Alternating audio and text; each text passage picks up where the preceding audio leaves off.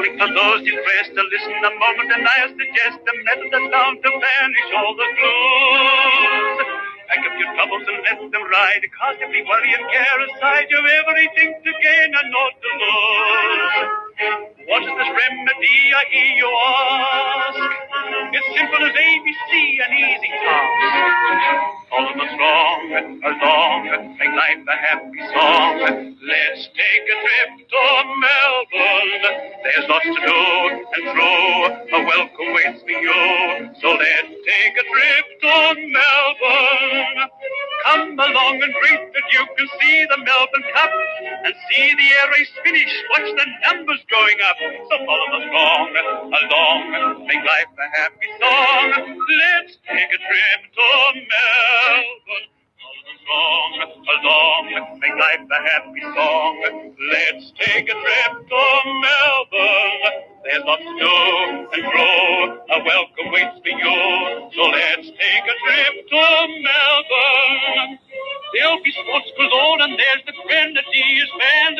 So be it, Dickamosi, give the guards a hand. So follow the song along, make life a happy song.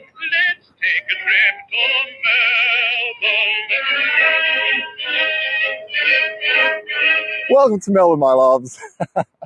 How are you all? Welcome to this city that I happen to live in. It is so nice to have you. G'day to all. I was reading your comments and I know who's here. I know who said hello. So just so you know, I acknowledge you saying hi to me. Thank you so much. Let me just... so nice to see you all here. G'day and welcome to this city. My name is Alex. I am from this city. I am a Melbourne local, and it would be my pleasure and honor to show you more of this city. And today we are outside a historic district. What used to be one of Melbourne's biggest slums. We'll talk about this in a very, very quick moment. But let me just introduce myself. We've got plenty of tours coming up. Oh, hello, Christine. It was a pleasure. I actually met Christine very briefly yesterday evening, and it was an absolute pleasure. Christine is so lovely, and we had such a great conversation. A few conversations, and thank you so much for finding the time to meet me. That was an absolute highlight of my day. So thank you. But today we are here in Melbourne, what used to be known as Marvellous Melbourne. Marvellous Melbourne because that in 1851, Melbourne was met with one of the greatest gold rushes in human history, and one of the greatest gold discoveries in human history. And it propelled Melbourne to becoming one of the richest cities in the entire world. And that led to a huge wave of immigration. It led to people from all over the world wanting to settle here and just trying their luck, thinking, well, maybe we'll come to Melbourne and find a better life. Maybe we'll come to Melbourne, find gold and change our destinies. It brought people from all over the world. So we had this melting pot and fusion of cultures from all over the world. And that also expanded Melbourne as a city, and it expanded its architecture and created this grander style of architecture and made Melbourne actually an incredibly impressive city. But while the whole world was incredibly impressed by this phenomenal city that, very quickly was becoming the richest city in the British Kingdom, there was another side to Melbourne that not many people knew about. And today I'm excited to show you this side of Melbourne that has been sitting here, and it's like an outdoor museum. And you know how hard it is to get access to museums here in general. So it'll be so nice to just explore. And Little Lon, which is the block that is right behind us, is a place that has had a lot of speculative history and is defined by two versions of history. There's the historical documentation side of things, and then there is the history of the archaeological and artifact history. And both histories tell a different story of Little Lon. The documented history, the historical history, tells the police reports and what the politicians have had to say about Little Lon. But then when the archaeologists engage in a huge excavation of this giant block, they found artifacts that told a different story of Little Lon. And that told a more humane side of Little Lon. It showed a side of Little Lon that was different from that of having criminals and sex workers and drug lords. And, it told a side of Little Lon that included families coming together for dinner, kids playing with their dolls, and people grooming, brushing their teeth often, combing their hair on a regular basis, using cologne, constantly caring about their appearance. It told a very, very special side of Little Lon. The word Lon, Fatih, comes from the word Lonsdale. Lonsdale is a street right here, but there's also opposite it, there's a street called Little Lonsdale, and it's like an alleyway, a laneway. Now, Melbourne was discovered in 1835. Not even 20 years, 19 years since Melbourne's discovery. That's right, Tim. Barely 19 years into Melbourne's discovery, Little Lon became established. And it was known for being a place of great poverty, for a place in which, really the segment of society that's been neglected by the many, by the rich, by the powerful, was just left there. And people were left to deal with their own thing, with their own circumstances, without any assistance. It was a place that was both, it was mostly sad. You see, what Little Lon was known for was, aside from the fact that poverty, it was known, yes, working class, but also lower class in many ways, Suzanne. It was known for having opium dens. It was full of opium dens, which was brought by, Chinatown just begins in Little Lonsdale. And so there was a big Chinese community there, and they loved opium. So there were a lot of opium dens, which was legal, by the way, at the time. It was legal. It was considered a medicinal thing.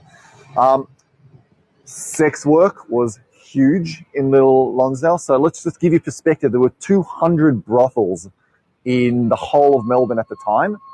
50 of those 200 were in this block. There were 50 brothels in this block. But another interesting fact was that prostitution was actually legal back in those days. So, and it only became illegal later in the 19th century. It was a red light district, exactly.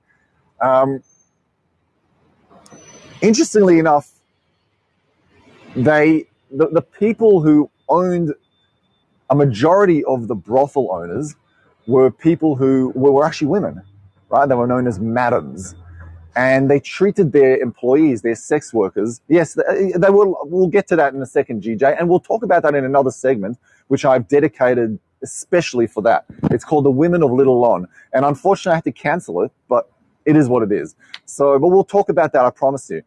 And they, the madams treated their sex workers, their employees, with a lot of respect, and they stood up for them. But then after prostitution became illegal in Melbourne, those women who owned those brothels stepped down, and a new era of sex work began. The underworld started taking over the underworld, the brothel scenes, and then obviously the women were cared for a lot less. Nonetheless, let's begin. I'm trying to, yes, in France it means something very different, GJ. But here at the time, it meant something very different too. It attracted the poor because nowhere else would take them. Rents were too high.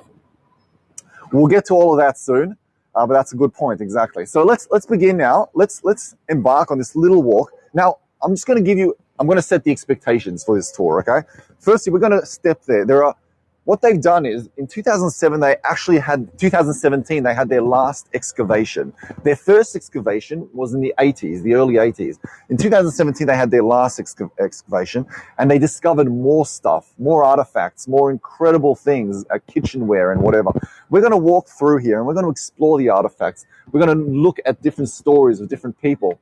Not many has been, a lot of the buildings have been demolished, so you're not going to get much of what it used to look like, but we can only imagine it. Well, I'll try to bring this atmosphere to you, okay? So, again, welcome to Marvelous Melbourne. Let's begin this tour, or we've already begun this tour with the history, but let's now walk through and explore and go on this beautiful journey. So I'm going to switch the camera. So this is the last you're going to see of me, and now you're going to just see things from my point of view. If you really enjoy my tours, you can also check out my channel. There's a lot more coming up, and I'm going to be uploading more beautiful tours this week. So keep your ears to the ground. Let's begin, my friends. It is so nice to have you guys. You're welcome, Deborah. Absolutely. So here we are. Now, the first thing that you see here is just skyscrapers. You've got these beautiful, thanks for the link, Tim, really appreciate it. You've got these beautiful skyscrapers, modern day buildings. But incidentally, this block right in front of us, if I was to cross the road, you would not want to walk down there. You would walk down, there would be narrow little laneways. There would be sex workers, there would be little kids trying to pickpocket you everywhere. There would be, people who just are visibly in a very poor place. Over here, there used to be a place called Scotch College, and there was a huge fire that took place, and they recently, actually, not recently, but within the 20th century, and then they had to obviously renovate it, and then they moved the college to another place. And this used to be the former Church of England, which was the local church for Little Lon. Now let's walk through and let's explore a little bit more of Little Lon. Little Lon is also defined by the characters that it produced along the way. Not only in terms of the, brothel owners, but there were a lot of characters who worked hard to shape this beautiful little block, this suburb, historical suburb. Madams, hard workers, sex workers, and even some cops who really did get along very well with, and who grew up here and helped, them. So let's walk now. We're going to walk towards Little Lon.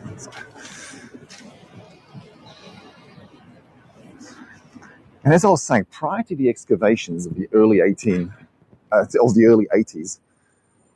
there was this misconception. Again, they were in many ways, the people of Little Lon were thought of as being just uneducated, but here is to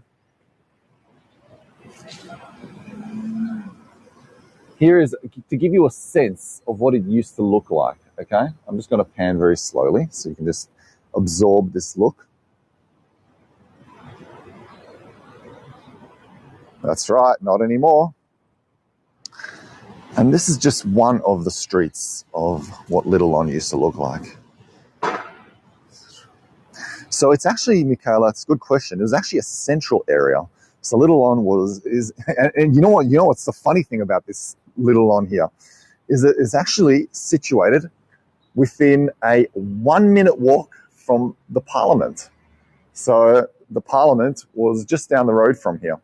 Now, interestingly enough, sex work was legal, and there was a lot of people were complaining about sex work. A lot of people were trying to outlaw it because they disagreed with it, and also there were a lot of diseases being spread at the time, and they didn't really have they didn't know how to prevent it, like syphilis and gonorrhea, for example. So I mean, they were trying to think of ways, and it could have been also a religious factor as well. You're right, GJ. But interestingly enough, there were, out of 50 brothels that were situated in Little Lon, approximately 5 were like very high class, and they would only accommodate some of the highest of society. So there have been a lot of speculations. Well, not speculation, it's actually verified that a lot of politicians would actually come to Little Lon. But why, how would they do it, right? How would they do it? I mean, they don't want to be seen walking into Little Lon. So, according to Madame Brussels, who was the most successful, and she was an entrepreneur, she was a successful businesswoman, and she owned a few brothels, not only in Little Lon, but all over. There's actually a street here in Little Lon named after her. According to her, there was a tunnel just underneath here that led all the way to Parliament, so that the politicians wanted to come in. They could do it, exactly, they could do it without being caught. Let's keep going now. Now here we are walking through the streets of Little Lon. That would have been in the 1870s, GJ. In the 1870s. That's when Little Lon was at its slum peak, basically. And here's to give you another sense of what Little Lon looked like. This is W.H. Blakely, who was one of the founders of he was one of the people who, he was an honest worker, and he owned a sawmill, and he basically helped, he created a lot of employment. And that's one of the things that people don't understand. And we'll talk about it a little bit more in my Women of Little Lon another time, is that a lot of people don't understand those madams and the sex workers, and not the sex work, the sex work industry. And a lot of those industries generated so much employment. For example, they would draw a lot of customers into bars and pubs, right? So the publicans are people who own pubs. They would benefit from it, right? They would sell more drinks, and then they would obviously bring customers in, and then there would be cleaners, there would be bodyguards. There was a lot of employment that it brought. But yeah, obviously it also came with disease. But W.H. Blakely, pictured here, was also known as the Saw Doctor, right? And he was known as the Saw Doctor because he set up a shop, right? And the shop was, it was a sawmill, and he actually held few sawmills all over the place. And his factory was in Little Burke Street, but despite that, he expanded his business and then eventually opened a sawmill here in Little Lon. Little Burke Street is about a 3-minute walk from here. During the 2017 archaeological excavation of this exact site, interestingly, archaeologists actually uncovered very well-preserved grinding wheel pits where he actually made cutlery, that looked very similar to that of the Sheffield tradition.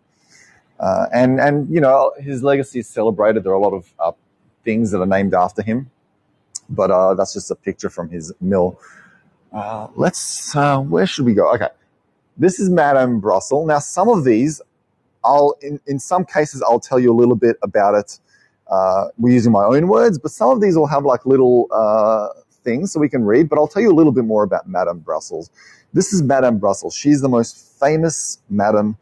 Again, madam, back in the mid to late 19th century, meant a woman who owns a brothel in many cases, or at least here it did. And Madame Brussels was an extremely successful woman, very, very smart, entrepreneurial. She was from Belgium, which is why she nicknamed herself. One of the things I like about Madame Brussels, this, when it's Madame Brussels, also known as Caroline Hodgson. It's not the other way around. Caroline Hodgson, also known as Madame Brussels. People knew her so well as Madame Brussels. Most people didn't even know what her actual name is. In fact, everyone in Melbourne knows the word Madame Brussels. Everyone. There's a bar named after Madame. It's one of the most famous bars in Melbourne. There's a street named after her. So many people know Madame Brussels. But if you ask them, who is Madame Brussels? I don't know who she is. And then if you ask those people, why Brussels? Because she was originally from Belgium. That's why. And if you ask people, who's Caroline Hodgson? I don't know. They'll definitely not know that. But they'll know of the word Madame Brussels, but they won't even know much about her. So Madame Brussels, she was a very, very successful But she was like an upmarket brothel owner. So she catered to the politicians, to the celebrities, to the actors, to the successful business people, and her brothels were on another level. She owned one brothel here in Little Lon, but they were spread all over Melbourne. A true entrepreneur. She came to Melbourne with her husband at the time, who happened to be a police officer actually. And then he wanted to live in country Victoria, out in rural Victoria, Victoria's a state that we're in. And then she thought, no, I want to just live in the big city. I'm bored. And he was like, well, if you want to live in the big city, go live in the big city. And she was like, okay, I'm going to live in the big city. So she just left on her own. And she moved to Melbourne on her own. And she started from very low. And then she worked her way up to the top. And eventually she became one of Melbourne's most successful female entrepreneurs at the time. When sex work was outlawed in Melbourne, she stepped away from the sex industry because obviously it was illegal. But she really did leave her mark in so many different ways, and she inspired a lot of women. And another thing that stood out for me is that she treated her workers extremely respectfully, and a lot of her workers loved working with her. They felt safe with her. They felt that if people were to mess with them, they always had Caroline Hodgson or Madame Brussels to back them up. She never actually worked as a sex worker, interestingly enough, but she found it to be an extremely lucrative business, especially considering at the time Melbourne was fresh off the gold rush, and you had all these people with so much wealth, and they didn't even know what to do with the wealth. They had all this money. They came to Melbourne. They found so much gold. Victoria was opulent in gold. And she just thought, let's take advantage of it. Life's giving me lemons. Let's pluck the seeds out of the lemons, plant the seeds and grow lemon trees. And that's what she did. So she was a visionary, and she was brilliant. And her brothels were more than just brothels. Exactly. Let's make lemonade or a mojito. It depends on what you want. And she also, I don't know she charged a lot. Okay. She charged the equivalent to like $50,000 for like a whole week to stay at her brothel. And she would have politicians, but it wasn't just a brothel. It was a place where they could come in and they were 100% confidential, and they could stay there. It would be like a hotel, basically, with benefits. The best way to put it. So I'll let you take a postcard of this so you can read about her.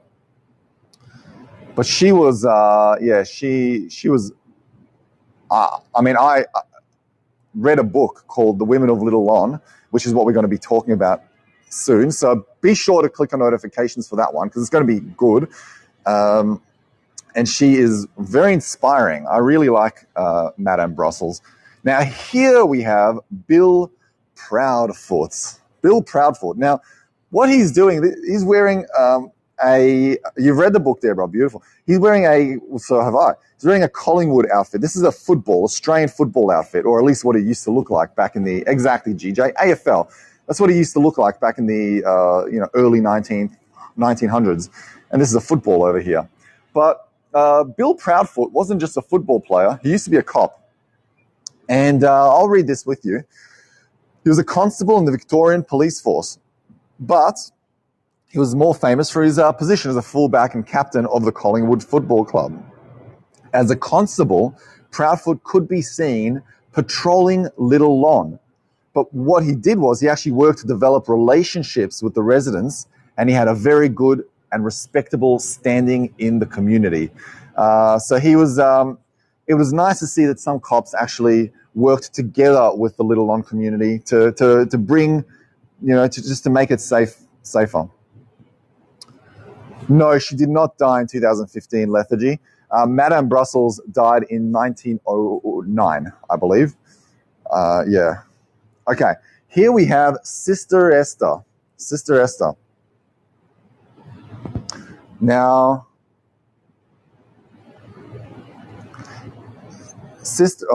maybe you're talking about someone else. Sister Esther, no, she wasn't a naughty nun. She was actually the founder of a community called the Holy Name.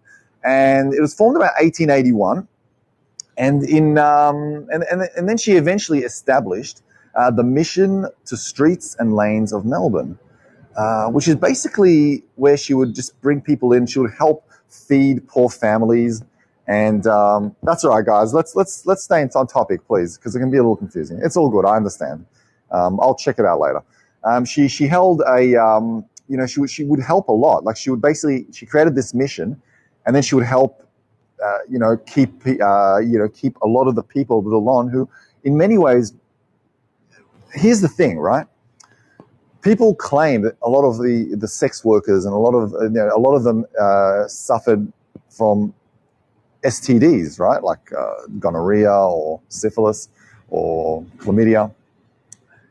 While that was true, a vast majority of the sex workers and of the people of Little Lon actually suffer from malnutrition, like anemia or whatever else. So malnutrition was actually a very big problem because it was very hard for them.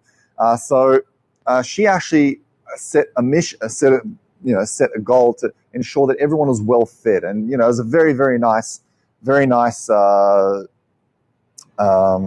sentiment. Here we have a lady called Yokohama. She wasn't. I know Yokohama sounds Japanese, but she wasn't Japanese. She was actually Chinese, and her actual name is Tikam Ah-chung, right? And she was a sex worker, and this is a mugshot that was taken actually while she was in Hobart, Tasmania. But yeah, she does look very young. Yeah, she was very young. She actually, it's sad, right? But that's her destiny. Was prostitution eventually. And this is where she operated from, Caston Place. This building over here, which is now, by the way, an amazing pub. And if you come to Melbourne, it's very inconspicuous. But if you do come to Melbourne, I highly recommend you head to this pub. It's called the Little Lon Distillery. But this is the only preserved building in Little Lon. And here Suzanne's got a really good question. Was there an age limit to become a sex worker? And sadly, I hate to say it, no. And that's part of why I don't like to romanticize 19th century sex work, because I really do think that it was a very, on one hand, it was also very, it was inspiring to see women who had no other choice but to, it was either work a very low paying job as a maid, become someone's wife and work for them, basically, or make good money as a sex worker. So there's that side, but then there's also the very sad side that there was no age limit. And there were sometimes, according to documents, there were people, yes, we'll see the blue plague in a second. There were people who would actually, walk down Little Lon and document that they've seen 14-year-old girls and boys prostituting themselves. And it's very sad. And that to me is the saddest thing about the whole thing. What made them say this building just happened to have not been demolished? I don't know. I don't think they purposely say, they just didn't demolish it. That's a great question, Jenny. Okay, let's... No, it was not regulated, Suzanne. I mean, to an extent it was, and I'll explain some of the regulations to you in a second. So this is Castleton Place. And you can have a read. I'll read it for you. The house is the last of a terrace of 6 brick 2-room cottages built in 1877 by John Castleton, who was a shoemaker and a small-time developer. This cottage is the last remaining in the area known as Little Lon, associated with Slum's light industry, as I was telling you, and the city's vice, traded accurately and described the other side of marvelous Melbourne. Remember I was saying to you, Melbourne at the time was known as marvelous Melbourne. Well, there was another side to Melbourne, which was the not so marvelous Melbourne. So this was that. Now, Suzanne, so it was not regulated. It was, the only regulation was, right, because they didn't make the actual, and this is actually a nice postcard, because that the act of sex work wasn't illegal, looked after her girls. Yes, exactly. Because it was technically legal, the lawmakers found other ways. They found loopholes around it. They found ways to also make it very hard for them to run a successful business. You see, in most cases, it wouldn't just be like, Madame Brussels brothel. It would be a shop. It would be like a pie shop, or it would be a candy shop or a laundry, and then people would go. But then there would also be an additional service, or even a hotel in the back end. But then in many cases they would call it a house of ill repute or a disorderly house, right? Which means that it would cause a lot of, people would have every right to complain about the noise. And it also means they would house people who are either criminals or thieves or disorderly. So they would use that as an excuse sometimes to basically cause problems for them. Now, this is what I was telling you about. This is the side of Little Lon that is a little bit besides the documented history, right? So you have a documented history, and then which basically described Little Lon as a place that housed criminals and prostitutes and all these kind of things. But then you have this side of Little Lon, the side with the artifacts, the side, where you actually get it actually shows their human side. It shows a humanity to them. And here you have a strainer, a pasta strainer. And these were made from excavations, recent excavations, actually. And I'll let you take a photo of this if you like, but this is just basically, let's get rid of the blur. There we go. And unfortunately, I'm in the photo. Unless I move like this. There we go. That's probably better. Okay. But I'll just quickly read. Family dinners, broken plates, platters, cutlery, glasses, eggs, cups and decanters. These are the remains of meals shared long ago. Some of these artifacts were high quality, specialized wares, which show us that it was not all hardship in Little Lon, and these homes were much loved and cared for. So, and I mean, it's just regardless of whether you see this as an opportunity to humanize the people of Little Lon, it's just an opportunity to just enjoy, as TM said, beautiful artifacts, and it also shows that they took pride in their lives. They took a lot of pride, and had a sense of, they just enjoyed this part of.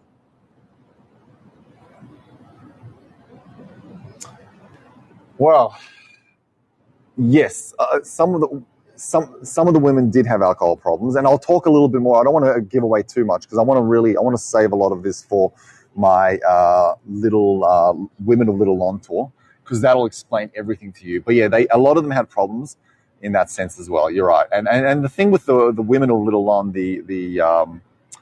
the sex workers of Little Lon, is that they were faced with a lot of pressure and a lot of risks. Every time they would go to work, they would be risking their lives, either through violence or through STDs. So in many cases, they would drink alcohol to help distract them from that. That's pretty cool. Let's have a quick read of this. In the heart of Melbourne's CBD, which stands for Central Business District, Spring Street forms the northeastern corner of the Little Lon precinct, an area that throughout most of the 19th century and 20th century had a reputation as a slum and a brothel district. Few traces now remain of this former neighborhood. But since the 1980s, as I was telling you guys, historians and archaeologists have been working together to shed new light on the families and the communities and the businesses of Little Lon. In 2017, archaeologists began a new phase of excavations here, uncovering a vast range of artifacts that show us what life was really like in this complex urban community. Now, these objects tell us life inside the homes of Little Lon. Interpreting these objects is not easy, though, and archaeologists are often faced with more questions than when they started. Like, for example, do objects like gaming tokens tell the stories of family recreation or a vice in an inner city slum? The past was just as complex as the present, and there is always more to discover. Let's keep walking along Little Lon and just exploring more. And as I was saying to you, I'll explain things to you in my own words, but there's also stuff that is written. We can read it together, okay? And again, this is 17 Castleton's Lane, and this is, again, one of the last remaining building from Little Lon. And if you look around you, everything else has been renovated and modernized. Now, these are some of the people who own businesses in Little Lon. Exactly, Cindy. That's a good way to put it. And thanks KCM, and thank you, Hans, for your tips. I really appreciate it. Okay, so here we have. These are all of the people who worked in Little Lon. These are business owners who happen to have lived and worked in Little Lon. So you got a musician, you got you got a labourer, plasterer, and these are all from documented history. Just to show you that some of these people were not just, they weren't all criminals. Some of them were just hardworking, working class people. Okay, Lynn, what do you feel is a significant need for us to have this information? Is it from a historical point of view? It would be interesting if they could find any relatives and interview them, what they knew or did not know. Maybe the stories they passed on. Yes, absolutely. It would be very cool to find relatives who've had people, but a lot of Little Lon, Lynn, is an absolute mystery. And the reason I've done this is because I think that it's a very important way to learn about a city. You can always learn about Melbourne being marvellous Melbourne, about Melbourne being a city that thrived during the Gold Rush era. But it's also nice to see another side of Melbourne, a side that obviously was not really, people in Melbourne are not very proud of sometimes. And it's also nice to just appreciate it. And here we have Madame Russell's Lane, named after the Madam herself. Now, let's have a quick look. Sue, how long ago this area fixed up like this with all the displays and signs? Yeah, good question, Sue. So the area was demolished in the early 1900s, and then they started restructuring the whole area. And it's only recently that they, same here. So it's only recently that they started, it took them until the early 1980s, Sue, to start excavating and discovering these artifacts and really putting in more effort into studying and understanding Little Lon besides what it has studied and learned from in documented history. And as I was saying before, there are two stories to tell. There's the story of the artifacts that tell a human side and a heartfelt side. And then there's the historical stories that, just basically tell us that the people who lived here were poor and they were pickpocketers and all those kind of things. Okay, let's keep walking. I agree, Dawn, 100%. Yes, Monique, the human side. That's exactly, Cindy.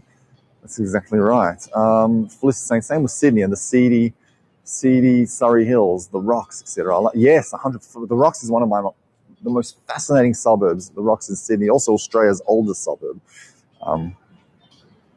That's right, Nicole, 100%.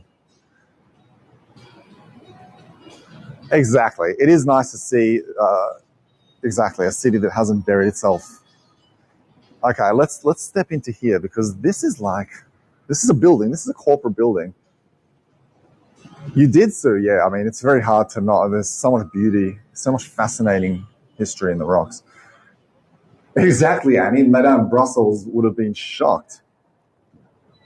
Okay. Now let's check this out. And that's what Little Lon was ultimately. It was a red light district. And check this out. Now, these are the only horseshoes they actually found during the excavation. And I guess the reason is because very few people actually had the means to keep a horse, because a horse was a luxury. It was something that people, only either rich or middle class or upper class people could afford. So that's all they could find.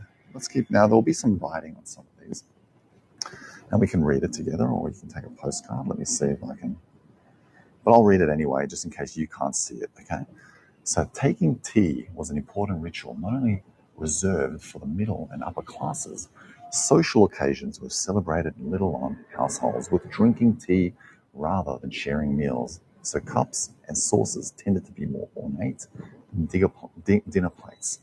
Again, tea was a way to show your classy side. So in many ways, how their teacups looked was more important to them than anything else. And it's beautiful, so well preserved. And again, this tells another story. It tells a story that they actually took pride in their lives, and they took pride in how they conducted their lives, which is beautiful. I'm just going to pan a little bit so you can just see a little bit more. Tell me if you want to stop. But if I was you, I would just take a couple of postcards just to preserve this. It's quite fascinating.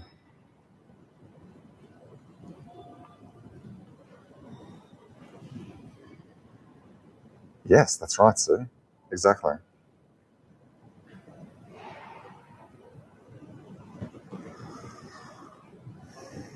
Okay, let's read this text.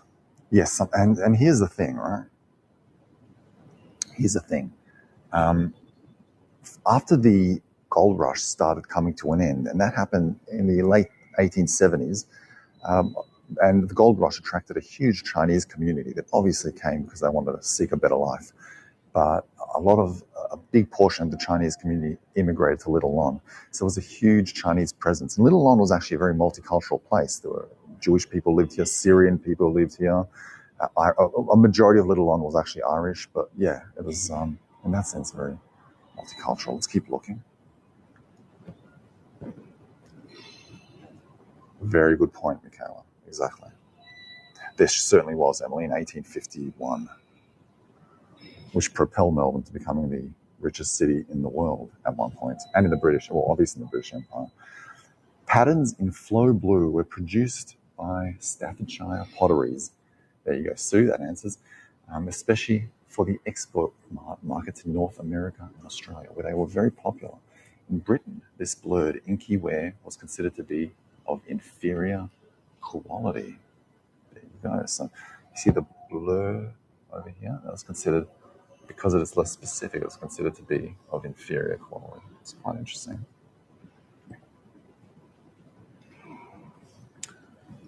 One of the few patterns created solely for the small Australian market was Australia, an inexpensive line from Scotland made between 1836 and 1854. And here we have some drinking bottles. These bottles over here, were soda water bottles. So that's very interesting. And super cool. Wow. Yes, there was a Jewish population here too. So there were people from all communities would come to Little Lon.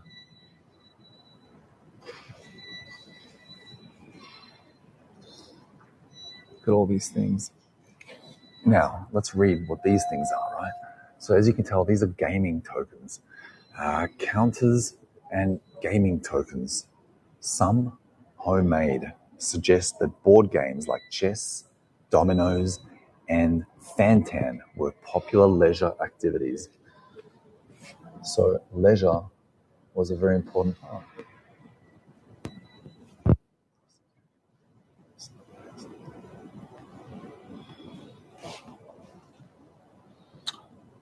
There wasn't a specific area where newest immigrants were starting off. Melbourne was one of those places where people would come and, they would just settle where they could, really.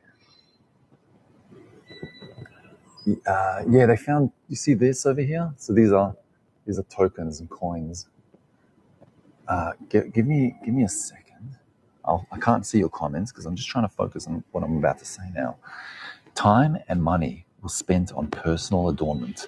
While generally not valuable, the trinkets worn by the people of Little Lon imitated expensive fashion pieces and looked valuable. A ring with love inscribed on the inside would have had emotional value. Found in a cesspit. Was it lost or was it thrown away? That's a good question, actually, wasn't it?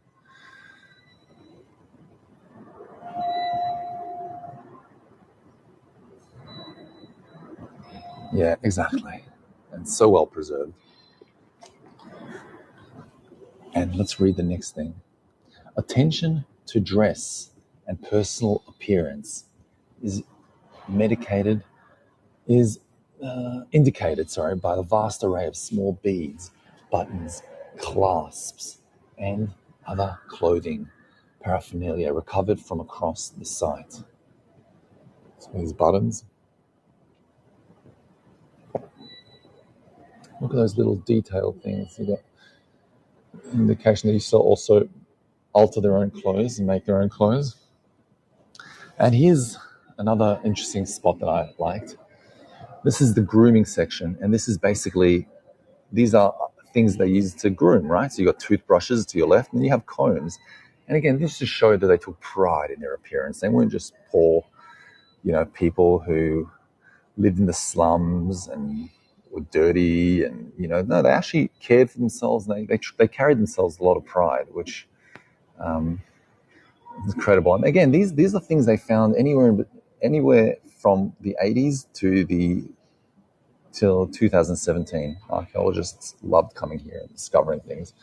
Let's keep walking. I just want to show you a little bit more. Why did they? No, it's a good question, Michaela. Why did they start the excavation? They started the excavation because there was a lot of interest and curiosity that stemmed from Little Lon, and they wanted to just discover more. Archaeologists in general were fascinated by the history, and they wanted to just learn more about the history. There were already excavations done in the 80s, and then they wanted to follow up on it in 2017 to further study this side of Melbourne, because there's a lot you can learn about Melbourne through these excavations. Here it says the Washington, so I'll just point it, you can't see it, so I'll read it for you. The Washington pattern was made specifically for American buyers between 1845 and 1847. These examples somehow found their way to Australia. Yes, Emily, in a way. Yes. Here's more soda water bottles or just water bottles. I really like those bottles. They're quite beautiful. And then here you have sculptures of dogs. And this, again, shows they really had a side. They just loved decorating their houses, and they ensured their houses always looked in a way that they were proud of. Beautiful decors. Okay, look at this giant thing. I can't even see what this is up there. It looks like a giant something. Maybe a chopping board? Could be a chopping board, eh? Okay, let's see what else we have. And check these out. This is very interesting, right? And by the way, I'm sorry if I missed out on anyone's comments above. I was just focused on reading the thing for you. Yes, sir. Not many people do. It's a hidden gem. It's a hidden gem. What? I'm not filming. I'm just showing my friends. I'm just showing my friends the artifact. Isn't it for the public? Sorry? It's okay? Okay, thanks. It's just showing my family and friends. Like, it's for the public. Yeah, no, he was, I don't know why he was dubbing me. Yeah. Thank you. I appreciate that. Okay. This piece is only here, but yeah. Yeah, definitely. Thank you. Appreciate it. Okay, let's keep checking it out. So here we have grape seeds over here. Yes, Sue, so as I was saying before, this place is a hidden gem, and not many people in Melbourne even know about it. I was actually doing a little mini independent poll, and I was just asking my friends, like about 10 of my friends, have you heard of Little Lon? And none of them knew anything about Little Lon. So many Melburnians don't really know much about it. Now let's just read, I'm just going to read this as I'm panning to the right. The remains of plants, including fruit and vegetable seeds, and small numbers of nuts and grains, you've got cherry stones, were served from cesspits. This indicates that a variety of fresh food was consumed to supplement the meat, bread, and potatoes. Diet commonly attributed to the working class people. And it's super cool. You got plum stones as well. This reminds me of Eriko because she took you to see plum trees. Or it still is, I'm not sure. But yeah, what the exact date is. Thanks, Hadrian, for the tip. And here we have, look at this. Look at what they found in Little Lon. They found thousands of oyster shells. Yes, no, you're right, Sue. It is not far from where Barb stayed. It's actually like within a 5-minute walk from where Barb stayed. Thanks, Cindy, for your tip. So here, I'll just read this out to you. At first, cheap and plentiful oysters were a poor person's food before they became scarce in the late 19th century. Incredible numbers of oysters shells were recovered from Little Lon cesspits, along with mussel shells and oyster shellfish. I might just say it in my own words so I can just... There we go. It's probably just easier. So anyway, most of the oysters are actually brought down from Sydney, and they were purchased in market stalls nearby, which is interesting. But Charles Dickens once said that poverty and oysters always seem to go together. The poorer the place is, the greater the call there seems to be for oysters, which is very, very true. So in many ways, if you find a ton load of oysters, it can indicate the class of a place you've excavated. Now over here you have bones, which also indicates what meat they would have had on a very rare occasion when they would eat meat. Because remember, meat was like a very luxury dish. No, you wouldn't have found many pearls, Shoshana, because the pearls would have been very expensive. Is the area residential at all these days? No, this area is not residential at all, Sue. It's purely like it's very corporate. You have bars, you have businesses all over the place, but it's definitely not residential. Let's walk a little bit out. So this was, to me, a very fascinating part of having first discovered Little Lon. It's like stepping into a museum, and it's open to everyone. Anyone can walk in, including us. And that guy tried to dob us in before, but the security guard understands that everyone has the right to learn about Melbourne's history. It is too bad, Suzanne. I just want to show you this as well. This giant river red gum tree. This giant river red gum tree. This was actually discovered in 1988 during the first archaeological dig.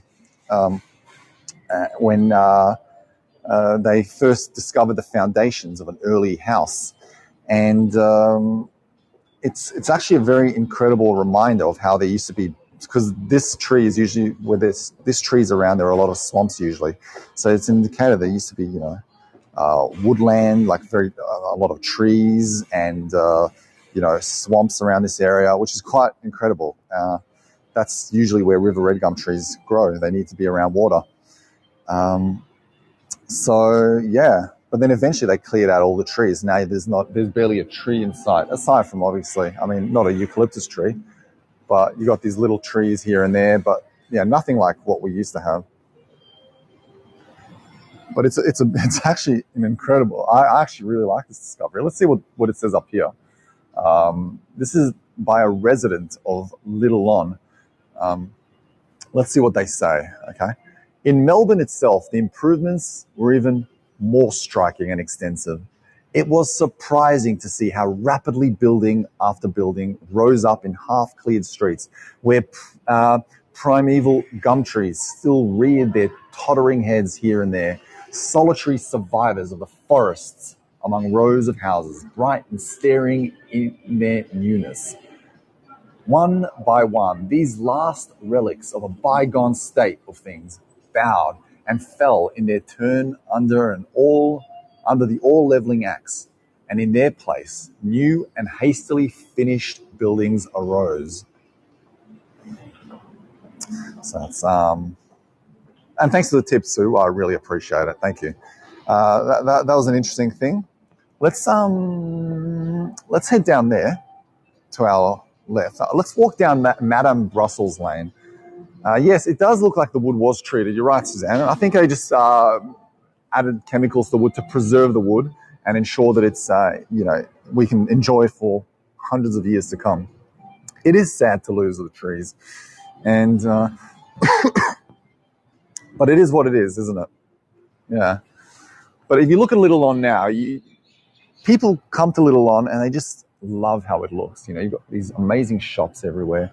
You've got a very beautiful library, a modern library that is very popular. It's a trendy place. It's a place that people will go for after work drinks. And there you go. You've got a poster with 3 posters with 3 unique, beautiful Australian animals: a kangaroo, a koala, and a kookaburra.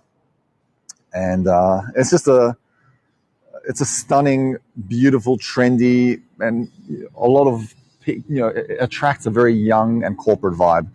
But I bet you that 95% of the people that come here and just enjoy a nice drink with friends and don't think too much, don't know what this place used to be like. And to me, that is the most incredible thing about it. And now we're going to be walking down Madame Brussels Lane. Now, what did Monique say? They paved paradise to put up a parking lot. Yes, that is very, very true, Monique. And look at all these shops. Sushi, Vietnamese, you've got Hawaiian food, poke bowls. I don't know if you have them where you're from. You've got a barber shop.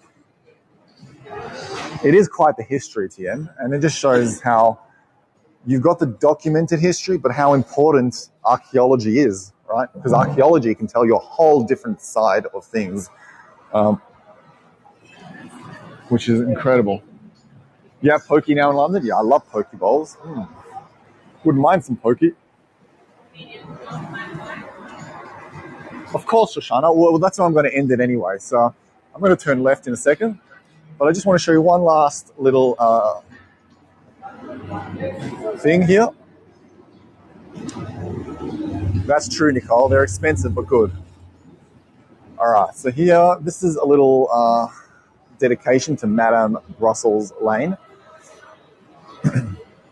And this picture, the women of Little Lon, right? And we're going to do a tour about this. I had to cancel the one that is directly after this one because due to a commitment, but unfortunately, it was unforeseen. But I will reschedule it shortly. Do not worry about that. But this is a nice picture that was taken of the women and children and a few men of Little Lon. So they call it Little Lonsdale now, TM, not Little Lon. Little Lon was more of a nickname for the street called Little Lonsdale. But yeah, let's have a quick little read of this. What can't you understand what I said, Shoshana? Please let me know what it is. I can repeat it. The women were mother, sex worker, entrepreneur. Who were the women of Little Lon? Popular press exaggerated Melbourne's back slums as places of sin, poverty, and fallen women. Now, the brothel owner, Madame Brussels, who's named after this street, was painted as the figurehead for everything that was, I don't like to use that word about her, sleazy in Little Lon. Even though that is not true. That's just how the media portrayed her. For many women at the time, sex work meant survival. While dangerous, the income was higher than domestic service or factory work and offered more independence. Remember, I was saying that to you before.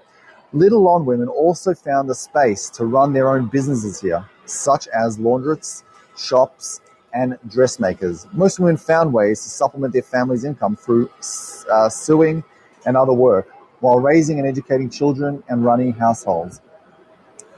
And just check this out over here. A little doll they found in Little Lon. Again, adds a humanity to it. Oh, sorry, I'll explain to you 2 seconds after this. Just shows that, they held things that were valuable to them, and it just shows another side, aside from the ones that have been depicted in documented history. This is the map of Little Lon, of the little trail that we just walked around. It's pretty cool. And we are here. Exactly, Pauline. And that's just a little bit of an intro. Now, let's just walk. The tour's about to end any second. I'm just going to turn left. And we're just going to walk up here now.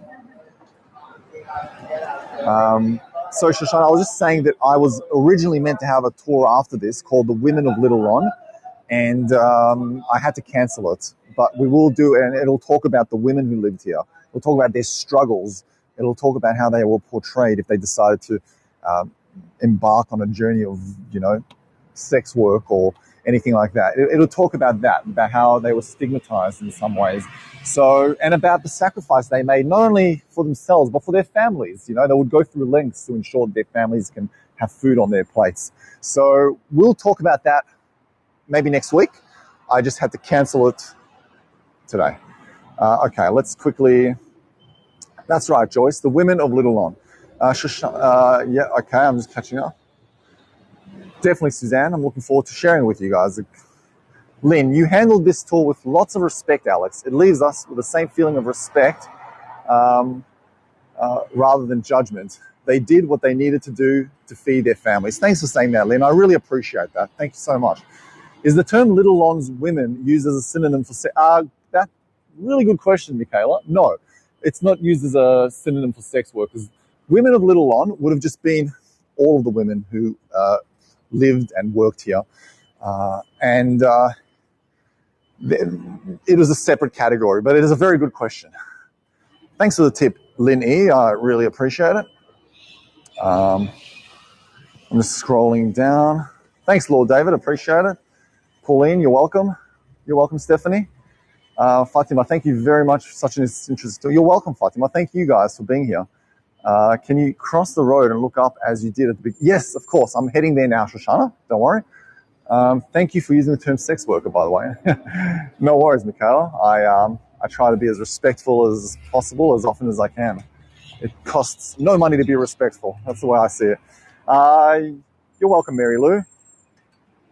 Exactly, Risa. Many of them weren't sex workers. Many of them were just regular women. That said, in that block, there are a lot of brothels and sex workers there. Thank you, Val. Appreciate it. Thank you, Suzanne. Thanks to all of you, really. I appreciate your words. Thank you, Monique. Thanks, Shoshana. Thanks, Lethargy. Thanks for the tip, Janice. Thanks, Stephanie. Thanks, Cheryl. So thanks, guys. I really appreciate it. I'll honor my word for Shoshana and show you the buildings. I swear to God, people look at me these days in Melbourne and they're like, it's this guy again. It's this guy that walks around with a gimbal. I've had people stop me and be like, hey, you again. What are you doing here? Again. I love it. And so this is the outside of Little Lon. And you wouldn't think that this used to be a slum. Now, if I was to turn left, just over there is the Parliament of Victoria. So just down the road, just Parliament, Little Lon. Parliament, Little Lon. So just around the corner, this is Parliament Station. And yeah.